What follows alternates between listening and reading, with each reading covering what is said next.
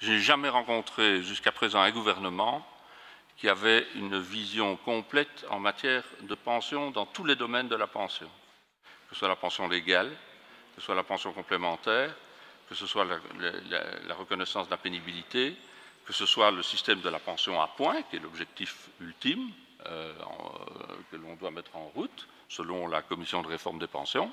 Et donc, il y a une philosophie très claire par rapport à ça. Et cette philosophie très claire, c'est de renforcer le lien entre le travail et la pension, c'est d'avoir un système plus équitable, plus harmonieux entre les trois régimes de pension et entre les différents sous-régimes, pour faire en sorte qu'il y ait davantage d'harmonisation et d'équité.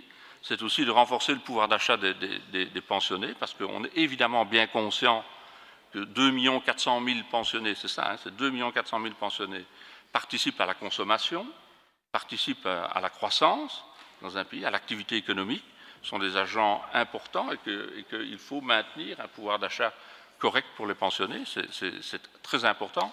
Un pays ne peut pas mettre 2 400 000 personnes en dehors de la vie économique du pays. Donc on doit maintenir un pouvoir d'achat important on doit généraliser, me semble-t-il aussi, les pensions complémentaires pour favoriser un taux de remplacement correct. Je n'ai jamais dit qu'on n'allait pas payer la pension légale. Ça, j'ai jamais dit. J'en ai connu qui ont eu des expressions bien plus drastiques que les miennes, disant notamment que si on ne faisait pas de réforme, on allait droit dans le mur. Je ne sais pas ce que ça voulait dire, mais quand même, ça fait mal. Et donc, je pense qu'ici, on est dans du rationnel. On sait que la pension légale, compte tenu de l'évolution démographique, compte tenu de l'espérance de vie, compte tenu de l'évolution budgétaire aussi, c'est un système qui est un peu fragilisé, donc il faut le conforter. C'est ce qu'on fait en relevant les âges, travaillant un peu plus longtemps. On assume ça, on assume.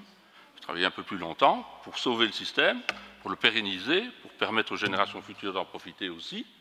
Mais on dit, si on veut augmenter le taux de remplacement, il faut aussi favoriser les pensions complémentaires parce qu'on sait qu'il faut répartir les risques.